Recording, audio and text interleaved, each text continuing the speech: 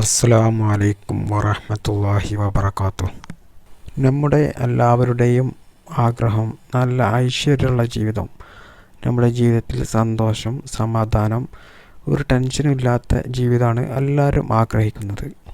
അപ്പോൾ ദാരിദ്ര്യം മാറി നമുക്കൊക്കെ നല്ല സന്തോഷമുള്ള നല്ല ജീവിതം കിട്ടാൻ വേണ്ടിയിട്ടുള്ള നല്ലൊരു ചെറിയ പ്രാർത്ഥനയാണ് ഞാൻ ഇന്ന് നിങ്ങളുമായി പറയുന്നത്. അപ്പോൾ വീട്ടിലെ കുട്ടികൾക്കും പ്രായമുള്ളവർക്കും എല്ലാവർക്കും ചെയ്യാൻ പറ്റിയ ഒരു കാര്യമാണിത്. ഒരു 5 മിനിറ്റ് സുബഹിക്ക് ശേഷം നമ്മൾ ഈ ദുആക്കും വേണ്ടി സമയം കണ്ടെത്തിയാൽ മതി. ഇത് എന്നും നമ്മൾ നിലനിർത്തുകയാണെന്നുണ്ടെങ്കിൽ നമ്മൾ അള്ളാഹുവിന് ഏറ്റവും പ്രിയമുള്ളവനായിത്തീരും. അതുപോലെ അള്ളാഹുവിൻ്റെ ഇഷ്ടം ലഭിക്കും. മനസ്സിലെ എല്ലാ ആഗ്രഹവും നിറവേറും. നമ്മുടെ എല്ലാ മേഖലകളിലും നമുക്ക് വിജയം കൈവരിക്കാൻ കഴിയും.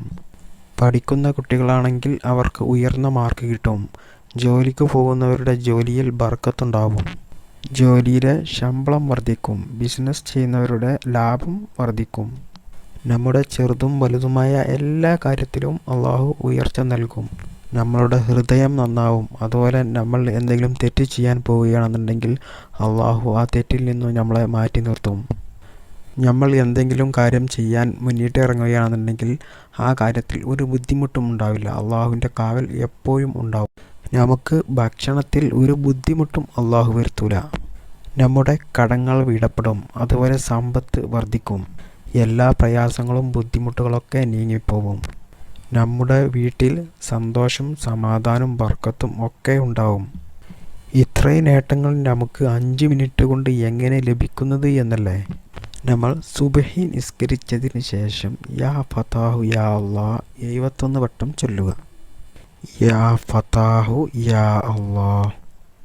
അതുപോലെ അതിൻ്റെ കൂടെ തന്നെ യാ മലിക്കു യാ അല്ലാഹ് എന്ന് 121 വട്ടം ചൊല്ലുക. യാ മലിക്കു യാ അല്ലാഹ്. അപ്പം ഇത് 121 വട്ടം ചൊല്ലുക. അസ്മാഉൽ ഹുസ്നയിലെ ഈ 2 നാമവും ചൊല്ലിയാൽ സർവശക്തനായ അള്ളാഹുവിൽ നിന്ന് സ്നേഹവും കാരുണ്യവും നമ്മുടെ മേലിൽ ഉണ്ടാവുമെന്ന് മഹാന്മാർ പഠിപ്പിച്ചിട്ടുണ്ട്.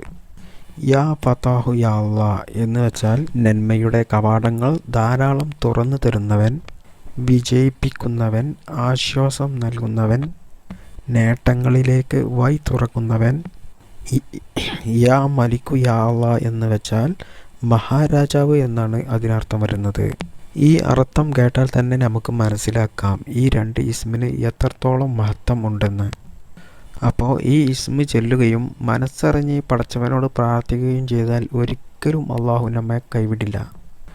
അപ്പോൾ എല്ലാവരും സുബഹിക്ക് ശേഷം നിസ്കാര ശേഷം ഒരു 5 മിനിറ്റ് ഈ ഇസ്മ ചൊല്ലാൻ വേണ്ടി നിങ്ങൾ സമയം കണ്ടെത്തുക. ഇതൊക്കെ ചെയ്യാൻ അള്ളാഹു നമ്മെ അനുഗ്രഹിക്കട്ടെ. അസ്സലാമു അലൈക്കും വറഹ്മത്തുള്ളാഹി വബറകാതുഹു.